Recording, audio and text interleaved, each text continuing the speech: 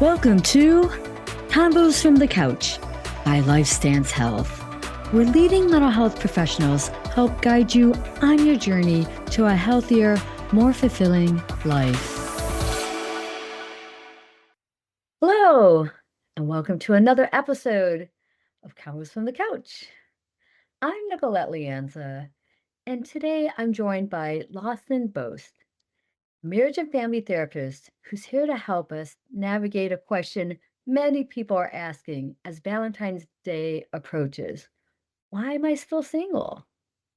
Lawson is going to help us explore what connection really means, challenge some of the narratives we tell ourselves about being single, and offer practical skills for navigating Valentine's Day with intention and self compassion.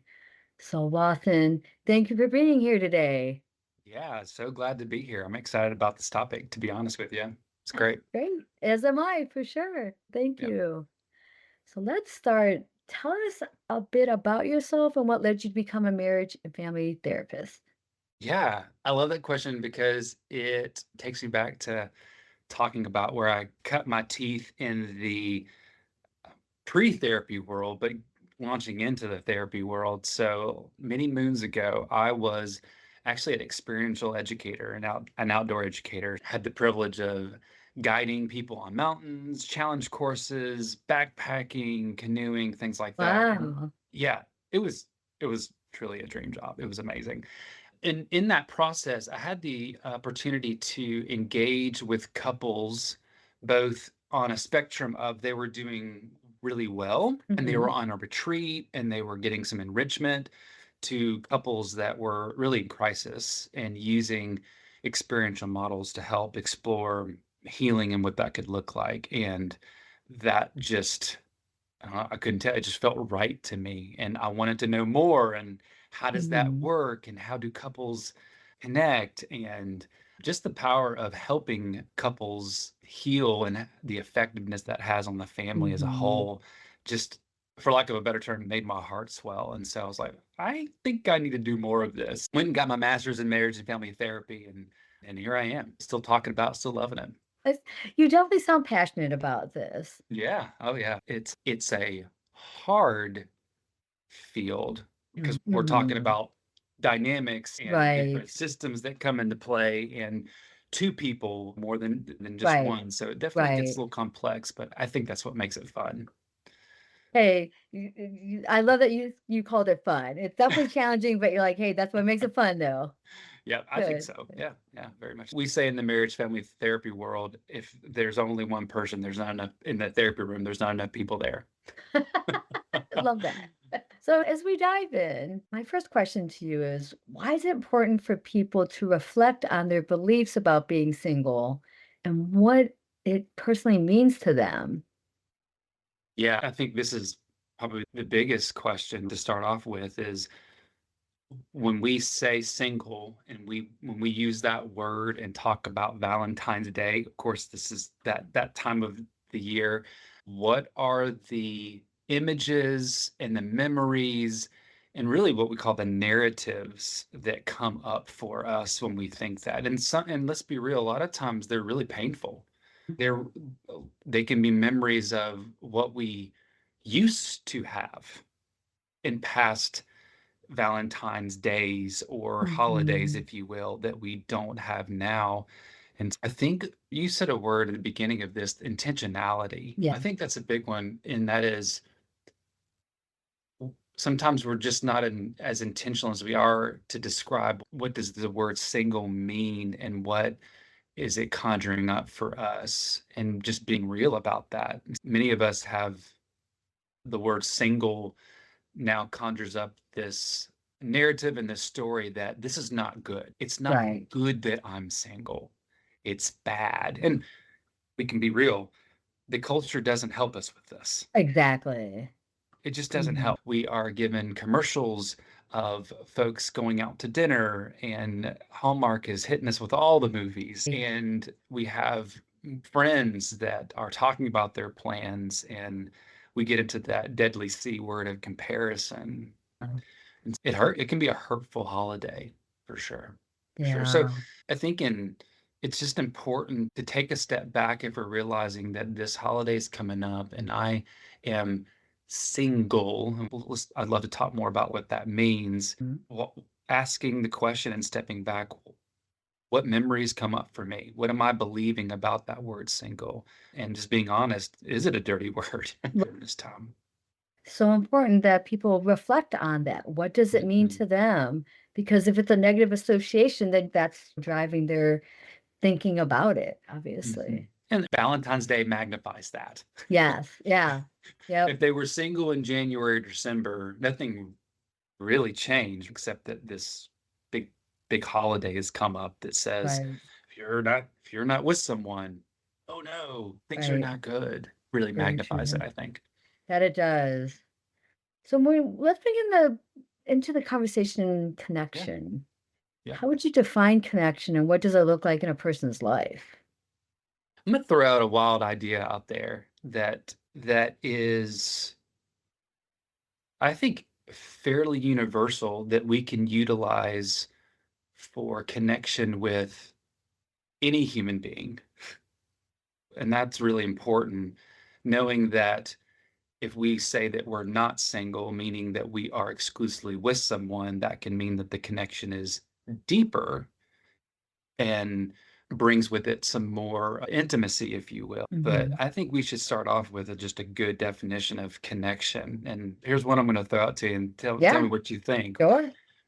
It's the idea of loving someone and being loved, knowing someone and being known by them, being able to serve them and to be served by them, and then celebrating and mourning together. So 5 things. Love Yeah, I and was be gonna say loved. there's 5 sections to it. That's really Yes. great. Yeah, 5 things, right? Love and be loved, know and be known, serve and be served, celebrate and mourn with another person.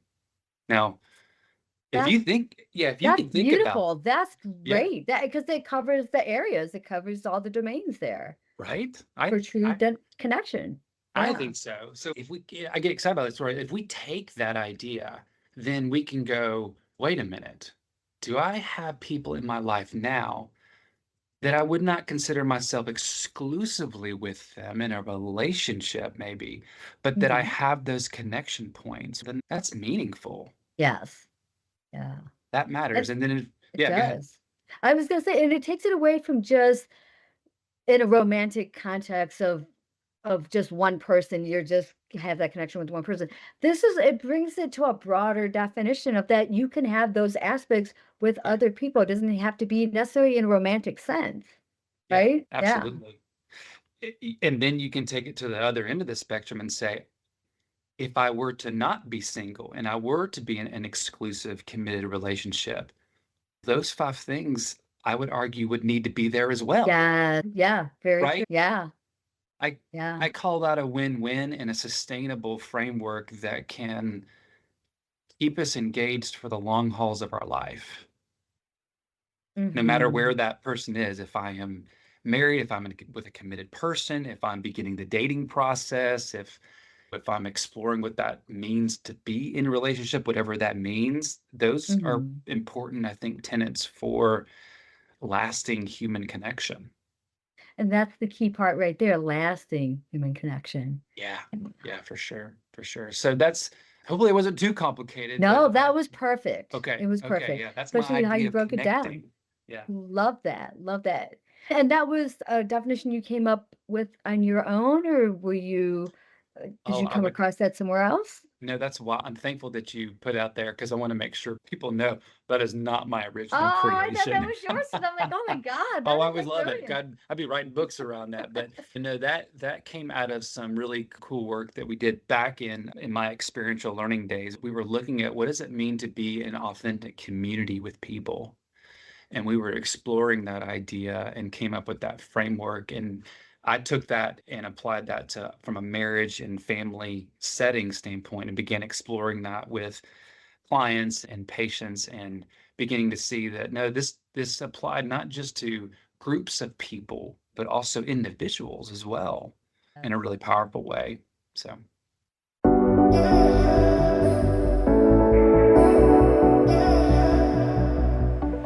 Thank you. Yeah, absolutely.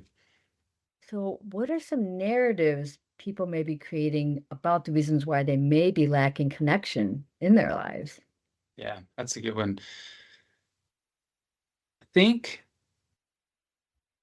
some of them and narratives, I love the way that we're keeping with this theme because they really are these soundbite ideas that kind of record play in our minds Good over and way to over describe that. again. Yeah. Yeah, like on repeat. So they can be like some of the tougher ones could be there's something wrong with me. Mhm. I was in a relationship and now I'm not because I didn't know how to communicate well, and then there's something wrong with me on that. Or my last partner told me, "You just expect too much," or "You're just too much," or and we start beginning to tell ourselves, maybe I'm just not enough." Some of those are more those pain points. Or I just relationships don't work out for me because I have bad luck.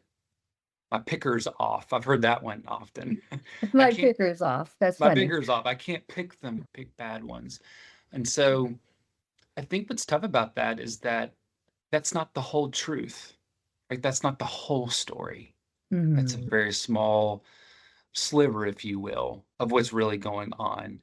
And so I think I would invite people to connect with trusted loved ones and maybe help them ask some questions and to help them reflect, right?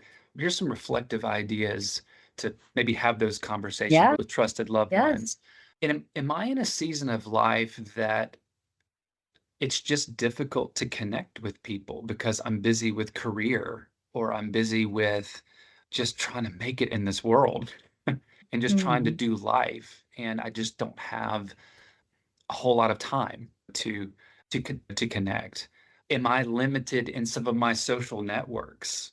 Do I just go to work and then come home and stay locked Right. in to a Right. very small network? Then that actually fleshes out the narrative a little bit and say, maybe there's nothing wrong with me. Maybe if I look at the context of what I'm in, I'm maybe a little bit narrowed in the places that I Right. go. Here's one that I think is really important is some people will say, I'm single because I'm too picky. So here's I've an heard that interest one. You ever Yeah. heard that one? Yeah. I've heard that one. Yeah. Here's an interesting reframe, so nice little Yep. therapy concept here. But what if you just have really well-defined standards and values, and you just haven't found that person that lines up with those standard and values, Good reframe. That's a great right? reframe. Yeah. Yeah. And so now we're looking at my discernment of people is not pickiness, it's self-respect. I Yeah. respect my values and what I see in a potential partner. Mhm. And I just haven't maybe run across that person yet. So trying to think if there's some other ones out there. I'm gonna jump Yeah. in Yeah, with, please. some narratives, Yeah, which I think are particularly difficult narratives that people might tell themselves is, "I'm broken," or "I'm damaged." And absolutely. hearing people share that view of themselves, and that really digs them deep into why they can't find anyone. Because there's something, again, bringing it back to what you said earlier, is like, that people might say, "There's something wrong with me," but that even in taking it to the fact that I'm broken, I'm damaged, and so really trying to help them dig in it and reframe that thinking is so critical, that narrative. Oh, I love that you brought that up. Because what if more times than not, what if they're actually not broken by any Right. means, but they are in a place of healing? Yeah, love that. You're in a place of healing. So what Mhm. if this time of being single is not that there's something wrong with me or that I'm broken, but that if I'm real honest, I'm still healing from a separation, Awesome, that's really good. right? Yeah. And now being single over the holidays is actually a time of self-care for me to Yeah. take care of me, and to Mhm. work on all the things that I need to connect with, whether that means I need to connect with my therapist, or I need to establish therapy, or I need to connect with a group of people that are in the same kind of stage of life that I'm in and just be around good community, which is also Right. very healing as well. Right. Yeah. Oh, yes. So, what skills or actions can help a person navigate being single during Valentine's? Yep. So I think we've been speaking about one of them, and that is reframing. Yep. Being really, and going back to a word that you said at the beginning of this, which is compassion for self. I I don't think I know I don't.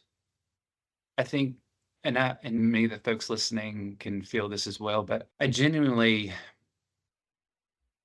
underestimate, I guess is a way of saying that, how powerful narratives are.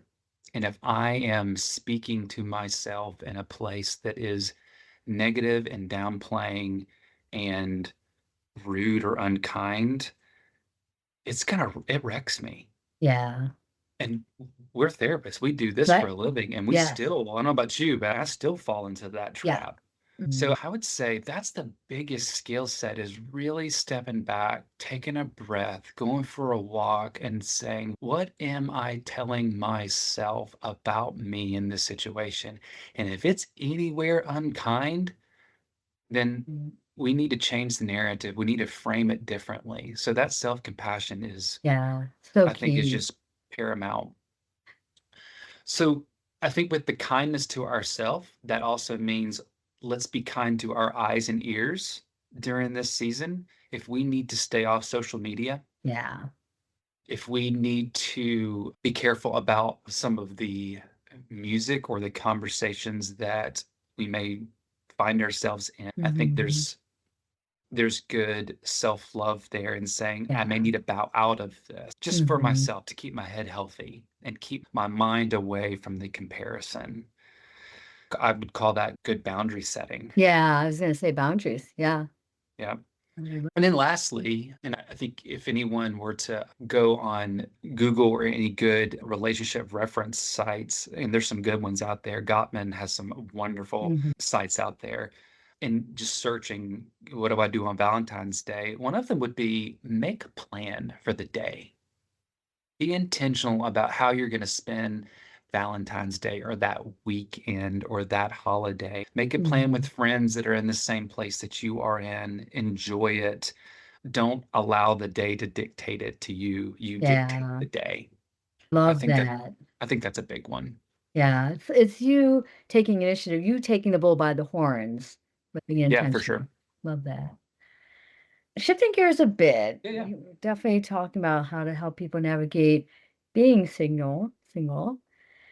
But what are some common ways for people to meet today? Oh, And what are the pros and cons of each approach? I love that.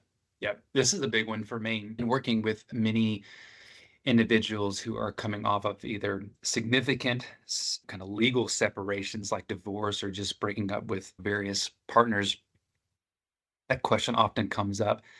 How do I get back out there? So let's just talk about dating apps. Okay. They're there. I'll say this from a place that I have not personally done these, but only heard and been witness to those who have experience. Mhm. Tread carefully. Yes. Yes. I have found, and I don't have the data on this, just more my experiential and antiquated experiences with people and seeing and hearing their stories. The dating apps that require more of you and more bought inness to get in them, they tend to have better outcomes. So if it if the dating app just requires you to sign up and fill out a little bit of a questionnaire and Mm. no hard buy-in, and it's easy to get there, I just see the heartbreak happen more often. Yeah. The ones, and I'm not gonna quote any because I don't know them, but the ones that really require a big kind of personality profile, require you to really dig into it. Right. I find that folks take it a little bit more seriously, and those are the ones that are not just trying to hook up, they're genuinely Yeah. trying to find connection. But there's some great pros to them, even if the ones that it's easy to sign up on, you get to you cast your net out wide, a lot That's of your way to people. put it. Yeah. But I think people will feel choice overload and Mm. ghosting, and it feels transactional sometimes. Yeah. So, yeah, that's my word of caution on the dating apps. I think I'm going to frame this out interestingly enough. Find activities that you would enjoy going to and experiencing and learning, even if you don't meet someone. I like that. So here's what would happen. Follow the logic here. If I go to a place to learn how to line dance and Mhm. I want to genuinely learn the line dance, the win is that even if I don't meet anybody, I'm going to learn the line dance. Right. But it's a numbers game too. You're increasing the probability that you will rub shoulders Oh, and step yes. on someone's toes and someone come and say, "Hey, you're new," Yeah. and you'll Yeah. get to know people. So I think the Mhm. biggest thing is go, well, I don't, what ask yourself the question, what could I be interested in? Learning pottery, going and learning the fastest growing sport in the US. Pickleball is what they Pickleball. say, right? And so, yes, you may not have ever done it before, but if you Mhm. go into it genuinely interested, I think you'll also learn an activity and gain access to a group of people and rub shoulders with folks and potentially meet like-minded individuals. Great advice there. Really great Yeah, advice. that's what I found that we like to create things that are a win-win. You're going to win no matter what. So those are some of the big ones. And I think the other, you could probably subgroup those out to maybe work relationships or professional relationships. Some people find making connections going to faith-based organizations, synagogues, Mhm. churches, things of that Mhm. nature. And again, I think that's falls in the same line as we're not going to those places exclusively just to date Right. someone, but Right. you will naturally meet like-minded people eventually. Definitely. Yeah. Any other insights you'd like to share? I would say my last one is, and this kind of goes along with the narrative piece, singleness is not a commentary on your worth. Oh my gosh, can you that's very repeating. Can you repeat that Yeah, sure. Singleness truly is not a commentary on your worth or your value. It has no bearing on that. You matter, you're worth Mhm. it, and there's so much just innate worth and value of you just being you, not Yeah. necessarily connected to another person in a very unique and specific way that Valentine's Day says you need to be. So Right. that's the big one. That's a big one. Good one. Very good one. Lawson, thank you. Thank you for sharing all your insights on Yeah. this topic. You gave some really great advice and tips to help people navigate that. And as well as talking about what that deeper connection looks like. Love that five sectional theory of it for sure. Yeah. Yeah, Yeah. you're so welcome. I appreciate the opportunity to talk about something that's I think not only just important to me, but really important to all of us. We want Yes. people to be in deep connection with other people because that makes us healthy individuals, right? Yes. Yeah. Yeah, so thanks for giving me this opportunity. I really appreciate you. Thank you. I'd also like to thank the team behind the podcast, Jason Clayton and Juliana Whitten. Thank you for listening to Cowboys from the Couch. Take care, everyone.